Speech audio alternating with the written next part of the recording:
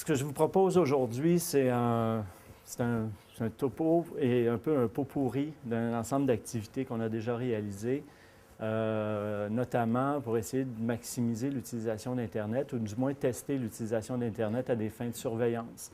Je vais voir avec vous les grands enjeux au niveau de la surveillance. C'est pas un cours sur la surveillance, mais j'essaie de dégager les prémices de base puis les enjeux de base pour ensuite voir comment on a essayé, on a tenté des choses jusqu'à présent, puis qu'est-ce qu'on tente de faire ou qu'est-ce qu'on a l'intention de faire dans un futur assez rapproché pour essayer de rapprocher de la surveillance et l'Internet. Donc, je vous apprends peut-être rien en vous disant que le réseau de la santé est largement investi dans la question des services aux malades, puis de gestion de la maladie. La santé publique occupe dans l'ensemble du réseau de la santé une petite part, même si on fait porter à la santé publique une grande part de responsabilité au niveau de la prévention, au bénéfice de l'ensemble de la population. Donc, on essaye de travailler en santé publique au devant, en amont des problèmes, plutôt qu'en aval. Et cette santé publique s'organise donc sur un ensemble de grands champs d'activité que sont la protection de l'état de santé de la population, donc qui touche en fait toute la réponse aux maladies infectieuses, aux intoxications, aux infestations, on pense aux punaises de lit, la chaleur accablante. Donc, on protège la population, on fait de la prévention des maladies chroniques en adressant la question spécifique des déterminants, des habitudes de vie, mais aussi celle des inégalités sociales de santé. On essaie de jouer en matière de prévention en intervenant sur des dimensions liées à l'environnement urbain, puis on s'intéresse à des groupes spécifiques, notamment la question de la santé des jeunes. En promotion, donc la troisième grande fonction en santé publique, vise à faire la promotion des saines habitudes de vie, travailler au renforcement des communautés, à créer des milieux favorables à la santé, donc aux habitudes de santé, à influencer les politiques publiques pour favoriser les politiques publiques qui sont qui visent l'amélioration de la santé, puis à une réorientation également des services de santé.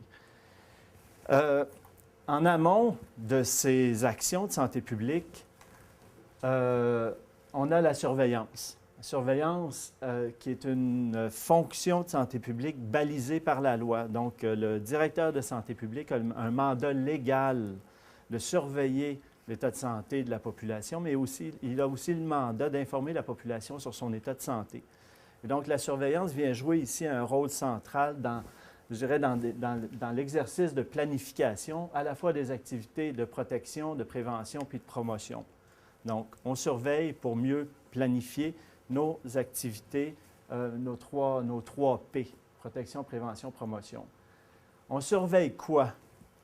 Bien, on surveille l'état de santé global, les perceptions de l'état de santé, les incapacités, les inégalités sociales de santé, la répartition des états de santé physique, les maladies, les traumatismes, la mortalité, la morbidité, les éclosions d'épidémies, la santé mentale, psychosociale, l'intégration sociale, l'adaptation, etc.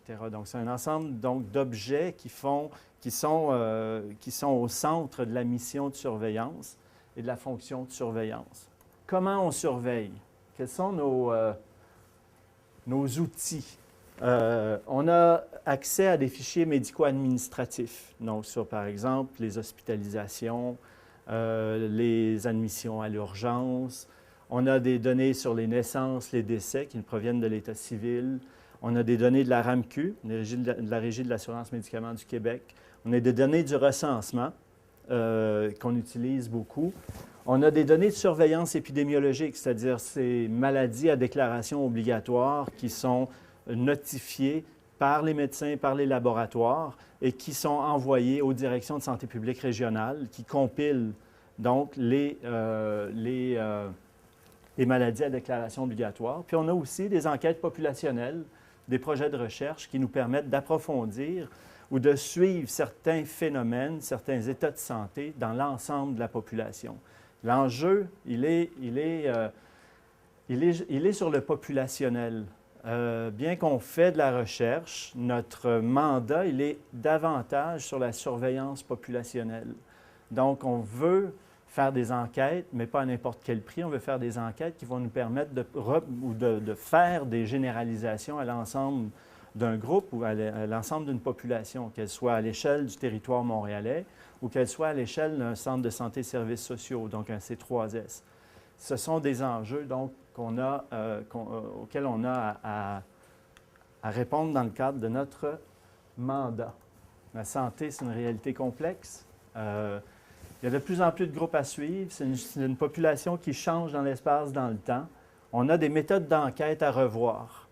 Nos méthodes traditionnelles, essentiellement autour des enquêtes téléphoniques ou des enquêtes en face-à-face, mais surtout les enquêtes téléphoniques, sont à revoir. On a des défis de taille, notamment liés à des taux de réponse, à la question de la couverture. Ce n'est pas tout le monde qui a un téléphone à la maison. C'est avec les numéros de téléphone à la maison qu'on fait des échantillonnages. Donc, notre couverture réduit et les gens répondent moins aux enquêtes téléphoniques, ce qui fait que la qualité des données est aussi moindre. Donc, on a des défis importants à relever à ce niveau-là. D'autres défis, le recensement. Vous avez entendu parler des transformations proposées par Statistique Canada, appuyées par le gouvernement Harper, d'apporter des changements importants au recensement, de transformer ce qui était un exercice dans sa grande majorité obligatoire, on l'a transformé en une enquête.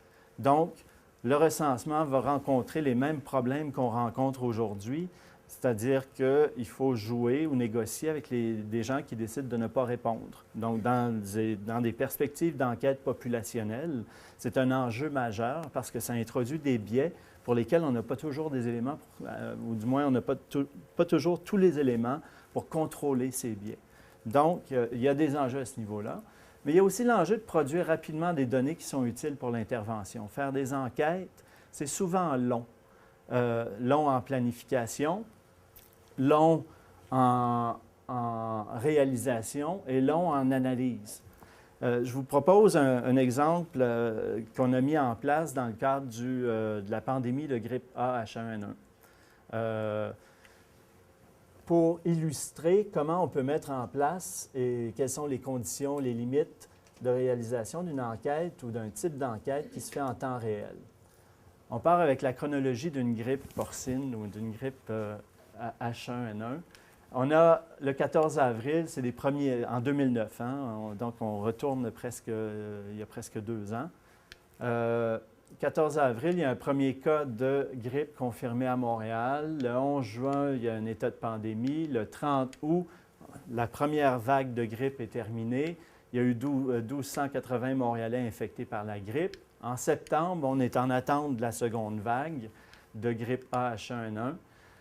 On analyse toujours les données du réseau de la santé et, en parallèle, on recueille des données d'enquête populationnelle, mais on fait des enquêtes téléphoniques. On fait des enquêtes téléphoniques au mois pour essayer de suivre l'évolution de la grippe dans la population, dans l'ensemble de la population, et non seulement parmi ceux qui vont à l'urgence ou ont un diagnostic confirmé.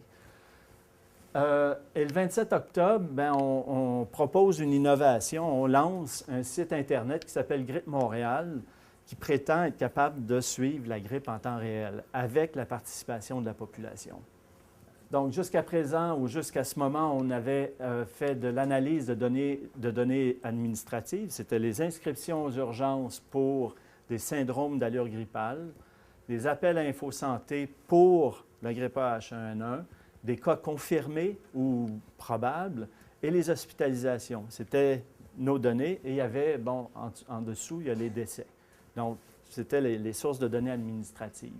On a fait des enquêtes téléphoniques qui nous ont permis d'estimer qu'au courant de la deuxième vague, de septembre jusqu'à fin décembre, début janvier, 400 000 Montréalais auraient été touchés potentiellement par la grippe A H1N1.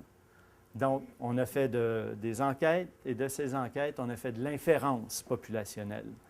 Donc, entre-temps, on a aussi utilisé ces données d'enquête pour orienter des actions, donc des actions de santé publique, en disant, bon, on sait où il y a des taux de couverture plus grands, moins grands dans l'ensemble de la population, et on connaît les caractéristiques associées à ces personnes. Donc, on était capable de caractériser les personnes qui ne se faisaient pas vacciner, ce qu'aucun autre système de données administratives pouvait nous donner. On avait juste un lieu de vaccination, alors que là, on ajoutait une variable supplémentaire qui nous permettait de mieux cibler.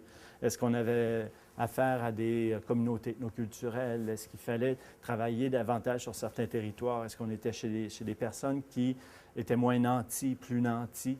Et ce qui nous a permis, puis je fais une parenthèse, le directeur de santé publique à Montréal, je ne sais pas si dans les autres régions ça s'est fait aussi, mais a lancé une série d'appels téléphoniques de masse dans la population montréalaise pour les inciter à aller se faire vacciner.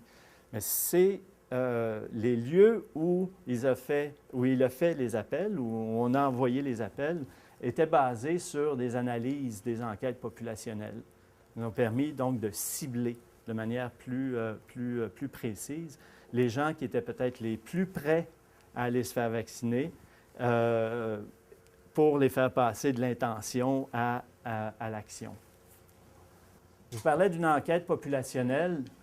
Il y a juste c'est un cycle pour une enquête.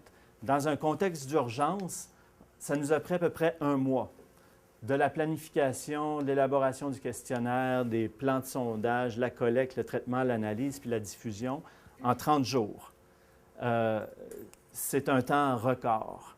On a eu de l'aide de New York, on a eu de l'aide donc d'un peu partout pour nous aider, notamment avec le questionnaire, ce qui nous a fait sauver du temps, mais on ne s'en sort pas sur la question de la collecte. Il faut prendre le temps de faire les appels et si on sacrifie le temps dans une enquête téléphonique, on augmente le taux de non-réponse. Donc, c'est un système que connaissent bien les sondeurs.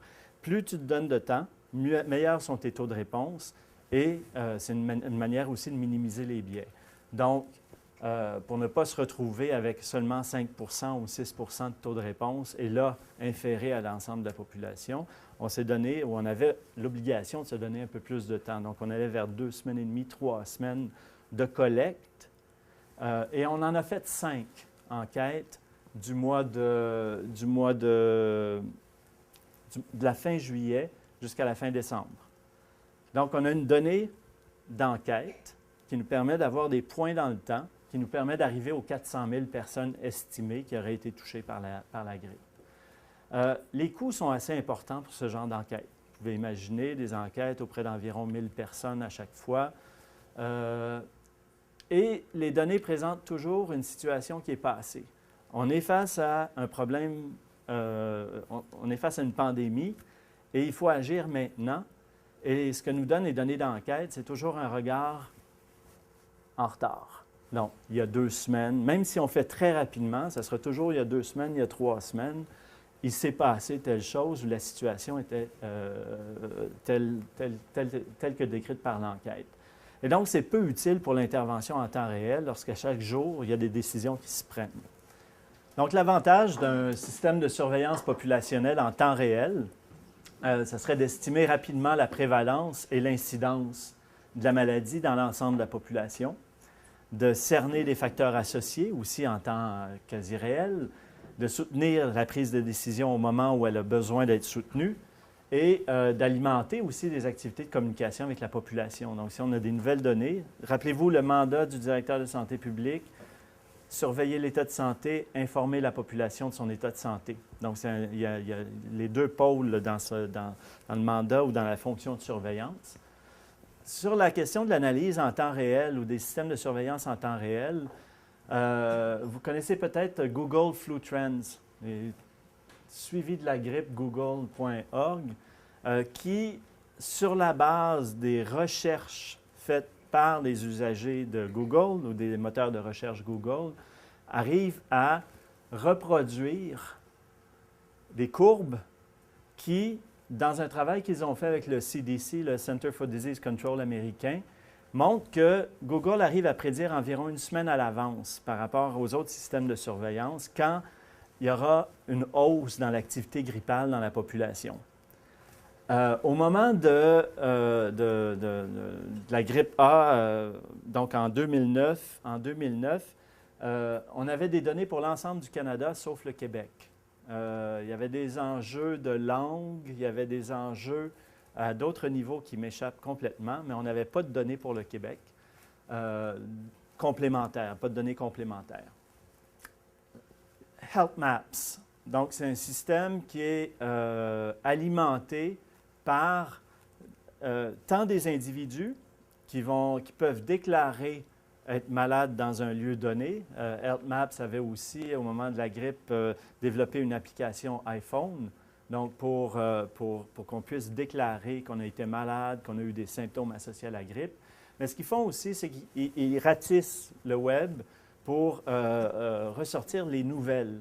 Donc, les nouvelles, les titres dans la presse qui traitent d'une gamme assez étendue là, de problèmes de santé et qui sont donc ensuite reportés dans cette carte. On a regardé du côté aussi, puis là, on peut les passer assez rapidement. Il y a quelques systèmes de surveillance au Portugal, en Angleterre, qui ont été mis en place dans le contexte de la grippe A H1N1, de la pandémie, pour suivre les symptômes associés à la grippe dans l'ensemble de la population et avec la collaboration de la population. Donc, dans l'ensemble de ces systèmes, donc Flu Survey, GripNet, Flu Tracking en Australie et InfluWeb en Italie, on a donc des gens qui, à chaque semaine, répondent à un bref questionnaire sur ce qui s'est passé au courant de la dernière semaine. Et donc, ça nous permet, si on a un nombre de participants suffisant, de produire de manière hebdomadaire des nouvelles estimations sans avoir à passer à travers une firme de sondage, par exemple. Donc, regardant tout ça, regardant aussi les enjeux et les défis qu'on avait et le mandat qu'on avait en surveillance, on s'est dit, est-ce qu'on peut tenter l'expérience pour Montréal? L'ensemble de ces systèmes, je vais juste le noter, sont des systèmes nationaux. L'Angleterre, l'Australie, le Portugal, l'Italie. Et nous, on faisait le pari qu'on pourrait le faire pour l'île de Montréal. Donc, l'île de Montréal, c'est le territoire socio-sanitaire sur lequel on a un mandat. Donc, on a mis sur pied Grippe Montréal avec une équipe à l'interne en l'équivalent de 2 semaines et demie. Donc, partir de rien jusqu'à développer un site qui présente donc je vais juste vous présenter quelques caractéristiques du site. Donc, on a un questionnaire d'inscription avec des données sociodémographiques de base, lieu de résidence, composition du ménage, présence ou non de maladies chroniques, ce qui nous permet d'avoir un profil donc, de base du répondant ou du participant qui doit s'inscrire à Grippe Montréal. Ensuite, à toutes les semaines, on envoyait un courriel à chacun et chacune des inscrits-inscrites, leur demandant de participer à un questionnaire qui allait prendre pas plus que 30 secondes.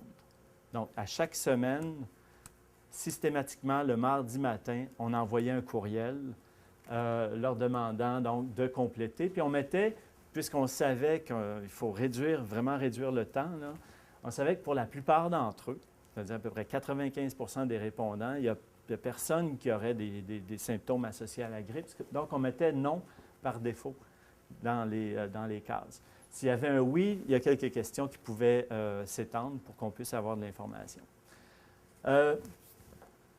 Encourager la participation sur le web de manière répétée. Et juste pour faire une synthèse, ça a duré 26 semaines avant qu'on suspende l'activité du site. 26 semaines, pendant 26 semaines, il y a à peu près 700 à 1000 personnes qui ont répondu à nos questions. Comme incitatif, on n'avait pas d'argent, pas de prix à faire gagner ou à faire tirer, mais on a fait le pari que si on leur rendait des résultats rapidement, je parlais de la rapidité tout à l'heure, que ce serait un petit bonbon. et que ce serait un petit bonbon qui pourrait être intéressant puis qui démontrerait que les données sont retournées à la population puis qu'on est dans un... Tu sais, on cherche à leur rendre une partie de ce qu'ils nous ont donné. Donc, à chaque semaine, on avait un point qui s'ajoutait avec un petit texte pour dire ce qui s'était passé pendant la semaine. On avait aussi une carte des participants, donc sur un fond de carte Google Maps. Et puis, on pouvait cliquer, mais pas jusqu'à la rue, on avait le code postal, mais on n'allait pas jusqu'à permettre de creuser plus loin que de voir des petits bonhommes qui remplissent l'île de Montréal. Et puis, on avait un algorithme aussi qui créait des écarts de plusieurs coins de rue, juste pour... Donc, c'était aussi juste une manière de dire, bien, l'information par rapport au code postal permet de vous situer là, dans l'univers de tous les autres participants. Donc, à chaque semaine, un nouveau résultat interprété de manière sommaire pour dire, bien, ça monte toujours, on atteint un pic, qu'on mettait en comparaison avec en bleu les inscriptions pour syndrome d'allure grippale à l'urgence et les cas confirmés, donc en orange. Donc, on a un pourcentage de grippe et puis on a les autres colonnes. Donc, on voit déjà qu'il y a quelque chose qui se passe avant.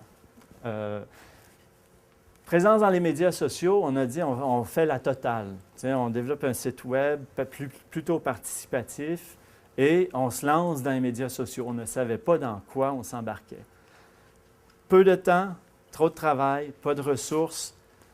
J'ai écrit des blogs, j'ai fait du Twitter, j'avais heureusement quelqu'un sur Facebook, parce que je ne suis pas sur Facebook, donc je ne connais rien dans la mécanique. Donc, il y avait quelqu'un qui alimentait un peu Facebook, mais ça faisait partie de notre pari, de dire, bien, on va communiquer, on va essayer de vulgariser un peu ce qu'on fait comme travail. Et on va essayer de se servir des médias sociaux pour faire connaître le travail qu'on fait et aussi recevoir des commentaires par rapport au travail qu'on fait. Un graphique synthèse en bleu foncé, tout en bas ici, les nombres absolus de cas H1N1 confirmés.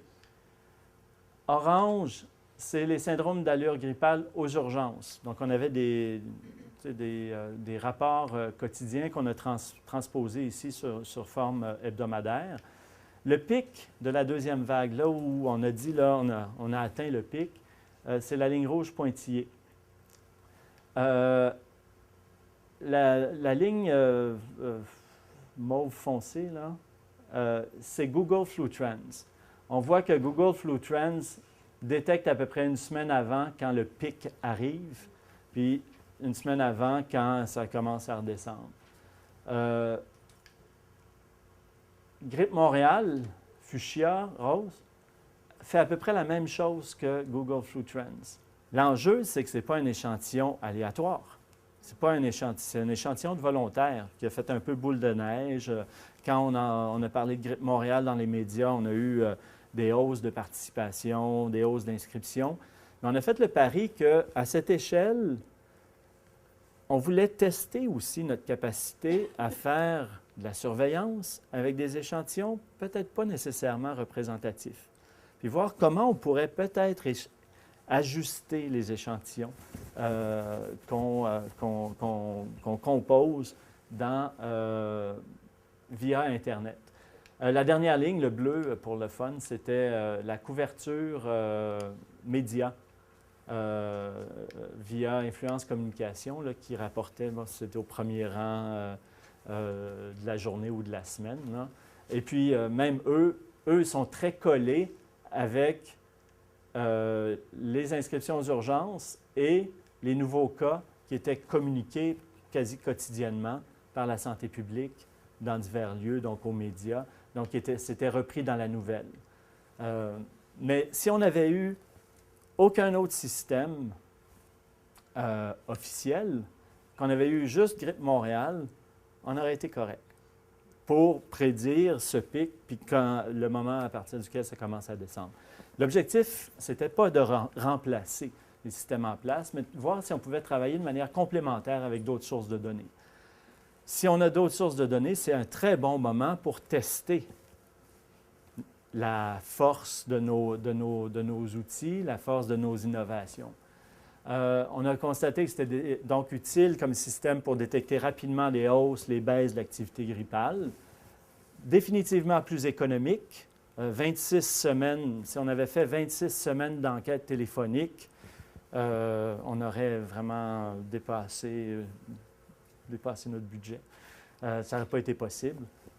Le temps pour un cycle d'enquête a été réduit parce qu'on produisait une donnée 4 jours après la fermeture du questionnaire. Donc, à tous les lundis, à tous les mardis matins, quand on envoyait un courriel de rappel, on disait en même temps, les nouveaux résultats sont disponibles. Donc, ça impliquait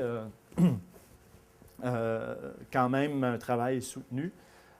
Puis, on pense qu'il y a un potentiel pour suivre d'autres états de santé, puis des états de santé qui sont peut-être, qui nécessitent ce genre d'intervention, peut-être davantage près de la protection.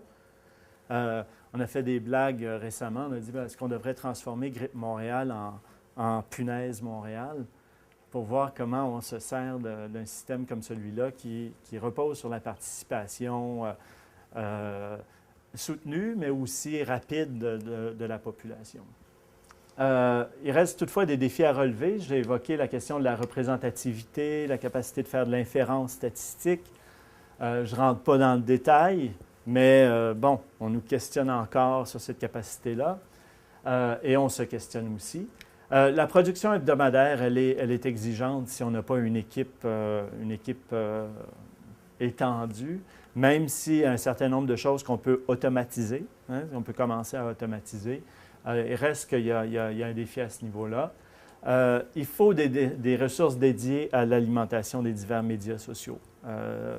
C'est extrêmement lourd, surtout lorsqu'on essaie de faire aussi notre travail de bien analyser les données. Donc, l'expérience nous montre que il faut se rapprocher de je pense qu'il faut se rapprocher de son mandat puis de ses spécialités, puis travailler plutôt en collaboration avec d'autres, notamment pour la question des médias sociaux. Si on plonge dans tout, les risques de se noyer sont assez élevés. Je dis que c'est un changement de paradigme où ça implique de relever le défi d'un changement de paradigme, et c'est plus par rapport à cette culture d'un contrôle de l'information vers un partage de l'information. On va le voir aussi par rapport à tout ce courant là, qui cherche à la libération des données. On parle d'un courant de libération, un mouvement de libération des données, un peu comme celui qui n'est pas tout à fait du même ordre que celui des nains de jardin. Mais on dit qu'il faut libérer les données, rendre les données accessibles à la population, à certains groupes pour qu'ils puissent les réutiliser. Il y a un entre-deux, là, qu'il faut essayer de mieux comprendre. Mais il y a néanmoins ce changement où, lorsqu'on rend les données, on se rend aussi plus imputable. Donc, il y a la question d'imputabilité qui vient avec le privilège de pouvoir avoir ces données-là. Donc, la capacité d'utiliser les données vient avec le privilège qu'on nous accorde d'accéder à ces données. Et puis, cette reconnaissance doit passer par une certaine forme de transparence. Il est clair que si on fait des portraits qui ne sont pas très joyeux de l'état de santé de la population et que 5 ans plus tard, on revient puis c'est le même portrait, on a des comptes à rendre, quelque part, comme organisation. Donc, des défis à relever. Et maintenant, parce que je vais quand même en profiter pour vous parler un peu de ce qu'on fait comme travail, puis comment le projet Grippe Montréal nous a inspiré à à passer à une seconde étape. Ça fait 2 ans et demi qu'on travaille, presque 3 ans maintenant, qu'on travaille à la planification d'un vaste programme d'enquête sur la santé des Montréalais. Il est actuellement au stade de planification, il a été financé, puis on prépare le premier cycle d'enquête. On parle de 36 000 Montréalais qui seront interrogés au cours des 6 prochaines années. Donc, c'est à peu près 12 000 à tous les 2 ans. Pourquoi 12 000? Parce qu'on a une responsabilité de soutien envers nos partenaires des centres de santé et de services sociaux à Montréal, et ils sont 12. Donc, il y a 12 territoires de C3S et ils réclament pour l'exercice de leur fonction de santé publique ou leur travail de santé publique, d'avoir des données fiables à l'échelle de leur territoire. Aucune autre enquête, pan-canadienne ou québécoise, ne permet d'avoir des données fiables à une échelle aussi fine, à une échelle locale. Et donc, on a pris sur nous de mettre sur pied ce programme d'enquête pour donc répondre aux besoins locaux et dont la finalité, évidemment, c'est d'orienter les actions de santé publique en fonction des problèmes prioritaires à une échelle locale, donc à une échelle de C3S. Donc, utiliser l'Internet pour la suivre. Oh, je m'excuse, il était très tard ou très tôt ce matin. Pour suivre l'état de santé des Montréalais. Pourquoi Internet? Bien, on pense qu'il y a peut-être là une solution ou une option pour contrer la chute des taux de réponse aux enquêtes téléphoniques. Un gant, je l'ai juste mis en parenthèse pour vous expliquer un peu qu'une enquête aléatoire de type téléphonique est basée, la plupart du temps, sur une génération aléatoire de numéros de téléphone. Donc, on génère un certain nombre de numéros de téléphone de manière aléatoire. Mais ce qu'on sait, c'est qu'il y a de plus en plus de ménages qui vivent sans téléphone fixe. Les gens qui ont uniquement un téléphone cellulaire sont beaucoup plus difficiles à rejoindre, sont moins portés à cause des coûts que ça leur coûte de parler au téléphone pendant 20 minutes. Des afficheurs, de dire « je ne réponds pas », c'est crop, je n'ai pas envie de répondre à un autre sondage. Donc, il y a un impact là, sur la qualité des données. Et puis, on est à un point tournant, charnière, parce que depuis 10 ans, ça décline, puis là, ça commence à décliner un peu plus. On sait par ailleurs, via nos enquêtes, parce qu'on mène aussi des enquêtes biannuelles, qu'on est rendu à peu près à 83 % des ménages qui ont un accès à Internet à Montréal. Toutefois, si on veut faire des enquêtes Internet probabilistes avec des échantillons aléatoires, il faut une liste. On n'a pas de liste de courriels de l'ensemble des Montréalais de laquelle on pourrait tirer 12 000 personnes. On sait qu'il y a un accès variable à l'Internet selon le niveau socio-économique. Donc, ça va de 74 ou 72 % à 98 %, tout dépendant où on se situe sur l'île. Et donc, ça peut amener des écarts importants ou ça peut introduire des biais importants. Et ce qu'on ne sait pas encore tout à fait, c'est quel genre de biais, dans une enquête populationnelle sur l'état de santé, quel genre de biais on introduit lorsqu'on combine, par exemple, des données d'enquête téléphonique et des données d'enquête web. Tu sais, dans l'une, il y a quelqu'un au bout du fil, dans l'autre, c'est un questionnaire auto-administré dans un environnement technologique. Ces questions-là sont importantes pour nous parce qu'on prend des décisions sur la base de ces données-là.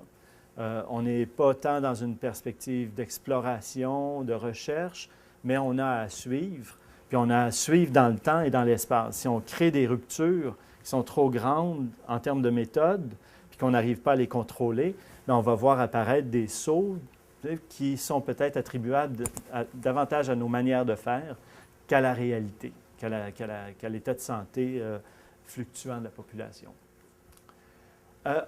Toutefois, on a mis en place et on réalise actuellement des projets pour valider de nouvelles manières de faire. On a un projet méthodologique avec l'Institut de la statistique du Québec qui est aussi très préoccupé par la chute des taux de réponse et regarde aussi du côté du web pour faire leurs enquêtes. Donc, on était tous les deux à avoir les mêmes questionnements. On a dit, bien, pourquoi on ne se mettrait pas ensemble pour essayer de développer un projet qui nous permettra d'explorer la possibilité d'utiliser certaines bases listes, bases de sondage. Des chercheurs utilisent la base de la RAMQ, la base des abonnés à la RAMQ, pour tirer des échantillons. Dans le cadre d'un mandat de santé publique, dans le cadre du mandat légal du directeur, dans le cadre du mandat légal de l'Institut de la statistique du Québec, il y a des ententes qui se créent pour accéder à des échantillons tirés de bases de la Régie de l'assurance maladie du Québec, évidemment en passant par la Commission d'accès à l'information, etc. Donc, mais ces bases de sondage sont différentes d'une génération aléatoire de numéros de téléphone. Puis dans un premier temps, on va essayer de valider si on produit des résultats qui sont comparables. On veut aussi évaluer notre capacité à produire des estimations comparables selon les modes de collecte. Donc, on met en place un volet de projet méthodologique où on va être en bimode. On va recueillir la même information, mais sur deux modes de collecte.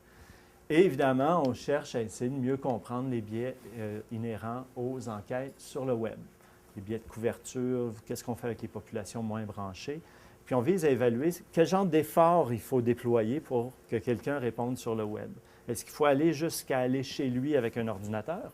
Ça s'est fait dans d'autres contextes, dans les contextes américains, où pour ne pas perdre quelqu'un qui avait été choisi au hasard, on allait jusqu'à lui ou jusqu'à elle. Peut-être qu'il y aura on arrivera à une position intermédiaire où on mettra un ordinateur dans un centre communautaire ou dans un lieu à proximité dans un quartier donné, un poste dédié dans une bibliothèque. Je pense qu'on est là aussi, il faut aller au-delà de l'argument qui dit « tout le monde n'a pas accès à Internet ». OK. Acceptons-le. À partir de là, on fait quoi? Donc, quel genre d'accessibilité est-ce qu'on peut donner à ces personnes pour qu'elles s'expriment dans le contexte ou dans le cadre d'enquêtes de santé qui visent l'amélioration de l'état de santé de l'ensemble de la population, et dans ce cas-ci, de la population montréalaise. Complémentairement, on veut le pousser encore un petit peu plus loin et on est intéressé à ces fameux panels web. Donc, c'est des panels de volontaires qui s'inscrivent sur des sites et qui disent « moi, je veux participer à des enquêtes ». Les firmes de sondage les utilisent de plus en plus. Léger Marketing vante son panel web et ses panels web comme des panels qui permettent de produire des données tout aussi fiables que ce qu'ils faisaient par ailleurs avec le téléphonique ou avec les enquêtes téléphoniques. Dans le champ de l'opinion publique, politique, dans le champ du marketing, que le produit soit rouge ou bleu, c'est une chose. Dans le champ de la santé, peu de recherche ou peu d'investigations systématiques des écarts qui sont créés et des écarts qui sont créés avec des panels web. On sait que, sachant que l'usage de l'Internet est dépendant des conditions socio-économiques et que les conditions socio-économiques sont associées à des états de santé plus ou moins favorables, on passerait à côté si on ne regardait pas le problème de face. Donc, c'est ce qu'on essaye de faire dans ces différents volets avant de se lancer les yeux bandés au bord du précipice, puis faire un truc qui ne serait pas viable. Des changements à venir. J'essaie d'imaginer vers où on pourrait s'en aller ou vers où on s'en va avec les enquêtes. Une chose est certaine, on va difficilement, à court terme, pouvoir se passer d'informations fiables sur l'état de santé de la population. Pour faire ça, on sait que les bases de données administratives parlent davantage des personnes qui fréquentent le réseau de la santé que l'ensemble de la population. Il va peut-être falloir s'adapter graduellement vers de nouveaux usages du web. Évidemment, il va falloir considérer les différents profils de la population. Une population vieillissante, mais une population vieillissante qui est de plus en plus branchée, hein, au Québec en particulier. Donc, on parle des 55 ans et plus, là, qui sont de plus en plus branchés. Donc, la proportion des ménages ou des personnes qui n'ont pas accès à Internet va tendre à diminuer avec le temps. Je pense que les enquêtes, dans le futur, et quand je parle du futur, c'est pas dans 10 ans, là, vont devoir capitaliser ou se servir davantage des nouvelles technos. On parle des téléphones intelligents. Que la participation soit adaptée aussi aux contraintes de temps. On se retrouve dans un univers où on est très sollicité. Et là, si on demande à quelqu'un demain de participer à une enquête en ligne qui va prendre 20 à 25 minutes de son temps, de son précieux temps, ça va peut-être être difficile. Mais si on lui dit, pour les 5 prochaines semaines, seriez-vous prêt à répondre à 5 questions à chaque semaine, qui va vous prendre beaucoup moins de temps? Et là, l'effort que nous, on a à faire, c'est de fidéliser ces gens-là. S'assurer que une fois par semaine, ils sont au bout du fil, ou ils sont au bout de leur ordinateur, ils sont au bout de leur téléphone portable, et ils répondent à ces 5 questions-là.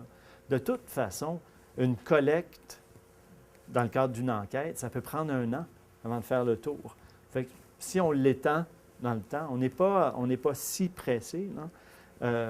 Qu'on ne peut pas s'ajuster aux différents besoins.